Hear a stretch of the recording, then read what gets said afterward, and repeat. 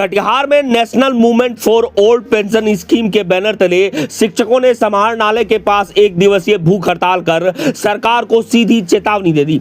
आंदोलन का नेतृत्व कर रहे संयोजक मोहम्मद तमीजुद्दीन ने जिलाधिकारी के माध्यम से प्रधानमंत्री और मुख्यमंत्री को ज्ञापन सौंपते हुए कहा कि 60 साल तक सेवा करने वाले शिक्षक पेंशन के हकदार हैं, लेकिन सरकार एनपीएस यूपीएस थोप कर उनका शोषण कर रही है।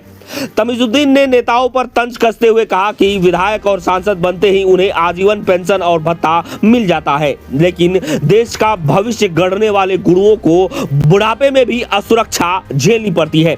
यही नहीं, शिक्षकों ने पुरानी पेंशन स्कीम लागू करने के साथ साथ निजीकरण पर रोक लगाने की भी मांग की। धरने में शामिल शिक्षकों ने साफ कहा कि ओपीएस बहाली उनका हक है और इसके लिए अब हर स्तर पर आंदोलन तेज किया जाएगा।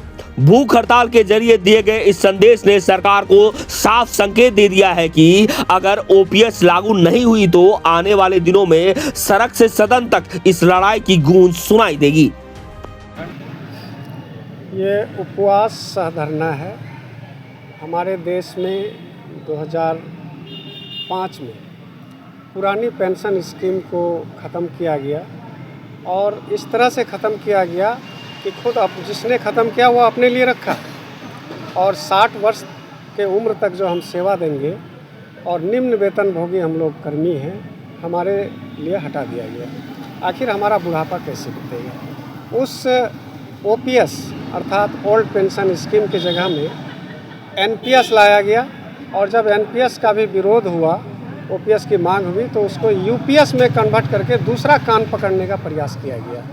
वास्तव में एनपीएस और यूपीएस ये हम कर्मियों की जेब का रुपया को निकालकर पूंजीपतियों की जेब में डालने के कार्रवाई के समान है।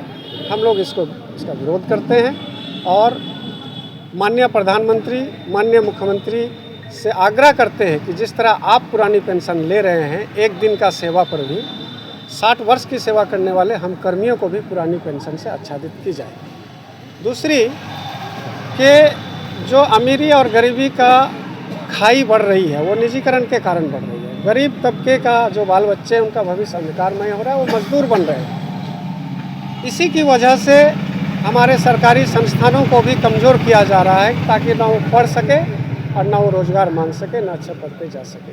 हम निजीकरण का भी विरोध करते हैं। इसीलिए आज शिक्षक दिवस के मौके पर जब शिक्षक सड़क पे हो, उपवास में हो, तो समझा जाना चाहिए कि मामला कितना गंभीर है।